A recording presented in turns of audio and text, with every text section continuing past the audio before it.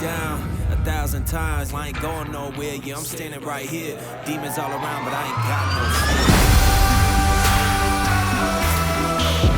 fear. Welcome back, guys. We are back in the backyard here, and I've got count them, three sleepers here for you who just happen to be rookies with massive upside. Now, I'm going to talk a little bit about sleeper strategy and running back strategy here for 2023 fantasy football, but I wanted to tell you about these three running backs that really jump out at me. This is a big episode because these guys have the opportunity to really be the one on their respective offense. So I like this guy. This is a nice little episode here I got for you, and also talk a little bit about some running back strategy here for 2023. Again, very important video here. So if you are new to the channel, make sure you guys smash a thumbs up. I know it only takes a second of your time, but it really helps the channel, guys. I do this for a living.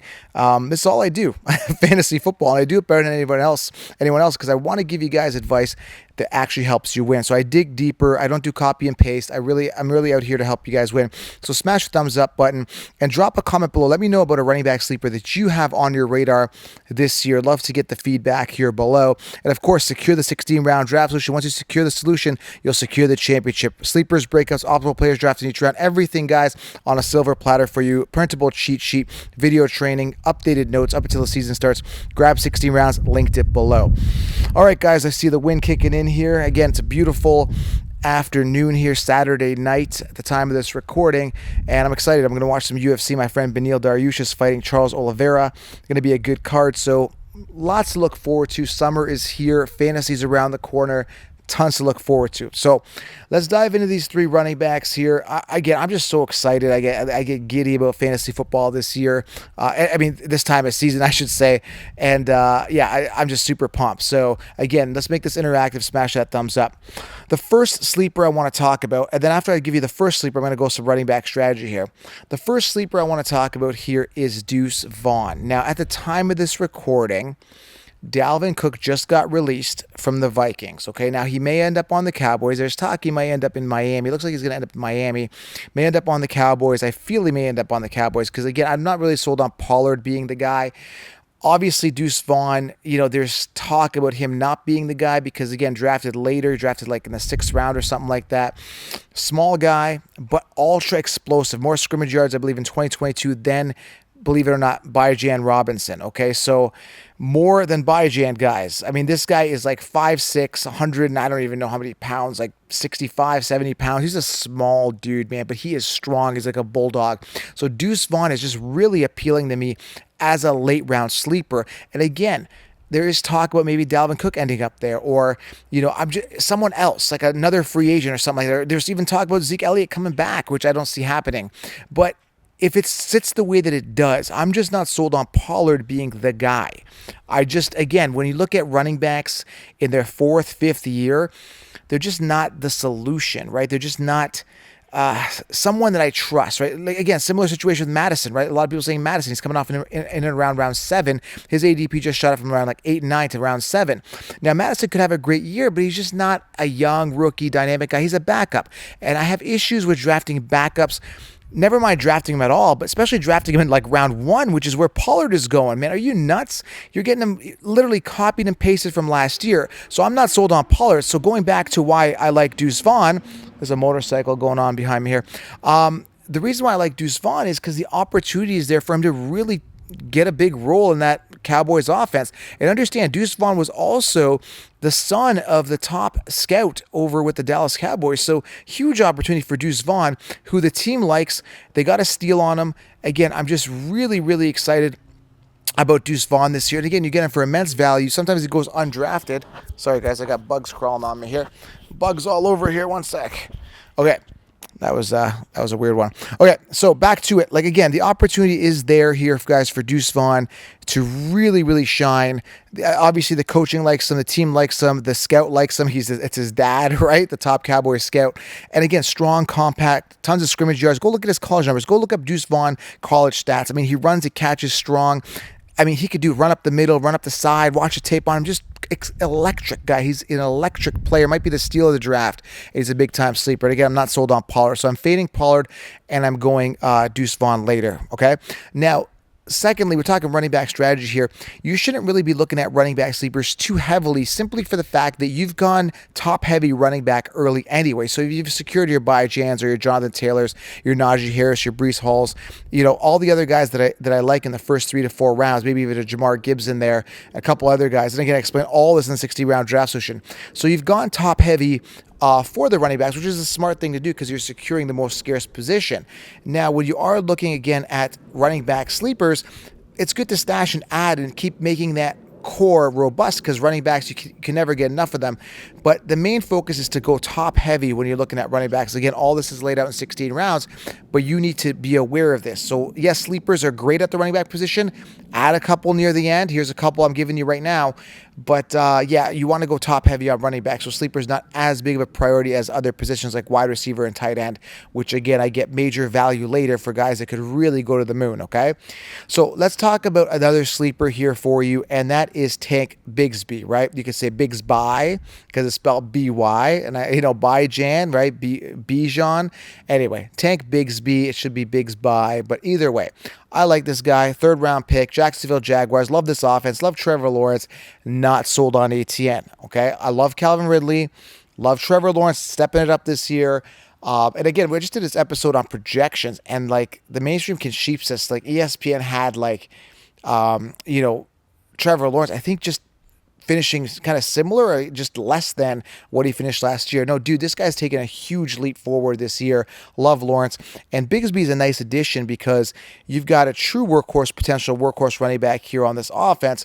You got ATN on, the catch, pass catching opportunities. And ATN has just not really been a guy that's, stepped up and done it. I mean, last year had the opportunity, was very inconsistent. Again, including he had a game with 0.3 points, 0.3 points. That's ridiculous. 0.3 guys. I mean, a couple other games at like 3.2 fantasy points PPR. That's ridiculous for a guy who should be your starting running back. Very inconsistent. I'm not sold on ATN. Drop issues, fumble issues, injury issues in his rookie year. Didn't even play his first year. So you look at a guy like Tank Bigsby, and you get him for like free. He's like, 65th or something stupid on the consensus on the Sheeps' rankings amongst running backs. Big time sleeper, rookie, love him. Could take that RB1 spot. And if he doesn't, who cares? I get him for free, and I fade away ATN, who I certainly believe will bust again this year. But again, he's got a lot working for him. The rapport with Trevor Lawrence, who takes a step up this year. Good offense this year. They've got a true wide receiver one in Calvin Ridley. Exciting stuff for Jacksonville. But again, does ATN shine this year? I'm not sold. He's up there with like Tony Pollard for me in regards to like just guys I don't like, just not true workhorse running backs, right? Just not excited. Okay, so we talked about Bigsby. We talked about Deuce Vaughn. Again, guys, smash thumbs up, drop a sleeper below. The third guy here, he had some pretty good numbers in college, workhorse numbers. Go look it up. I'm just giving you his name here because, again, it's opportunity for me. And the guy I'm talking about is Dwayne McBride. Dwayne McBride is an opportunity to potentially shine. They got Madison there. Madison years to wow us, we're not wowed. There was many times actually, where Dalvin Cook just didn't get it done, busted, got hurt, right? Madison came in, had a couple good times, but there's a couple times he just came in and absolutely busted and had a terrible game. I remember this one a couple years ago. Dalvin Cook went out with injury. Madison stepped in. It was a start. He started that game. Cook was completely out, and he busted that game. I think he put up like 4 or 5 points. I went on social media, ripped into Madison, and I said, "Hey, man, dude, you suck." And he came on, said he wanted to fight me, blah, blah, blah. We went at it. I think he blocked me recently, but who cares? Fact of the matter is, he hasn't really taken on that full RB1 role. I'm not saying Dwayne McBride could, but you never know. Actually, maybe he could, But at the end of the day, I get Dwayne McBride for absolutely free. You're spending like a 6th, 7th, 8th round pick on Alexander Madison, who could be the one, but he was a backup for years, and I still have an issue. Now, Eckler has been that anomaly where he was a backup and he came up and he stepped up, but he got lucky. A lot of stars aligned for him, like wide receivers getting hurt, offensive coordinator and Joe Lombardi that really loved him, a quarterback that was good, a good situation, a good O-line. He had the opportunity. He worked out a lot more, bulked up, and got into that role where he could be the RB1, and he did well. I'm not really an Eckler fan. I'm not fading him this year. He's way too expensive.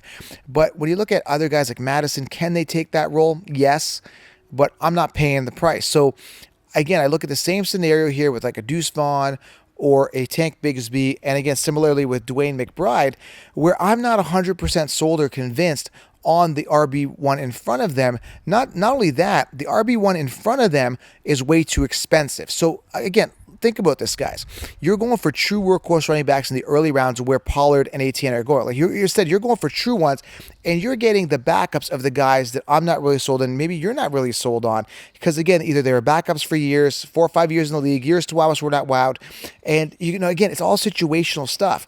And, again, could Pollard come back and finish a top 8 again? Very possible, but I'm just not sold on it. He's a pure copy and paste by the Concheapsis.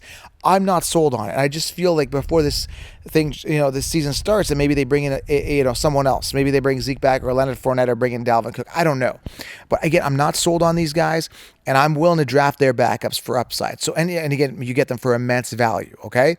So there's 3 for you right here. The talent is there, man. If Deuce Vaughn had the volume, this kid could shine. Go watch his tape, dudes. Go watch his tape.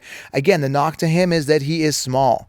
But if we see that the season starts and they don't acquire Dalvin Cook and they go in with just Pollard and Vaughn, man, oh man, look, the sky is the limit for this kid. He's a really good football player, okay? Small, compact, but he does it all. He runs big, but he's really small. Again, stash these guys, big-time sleepers here for you. And again, secure the 16-round draft solution. I've linked it below. And, of course, smash a thumbs up.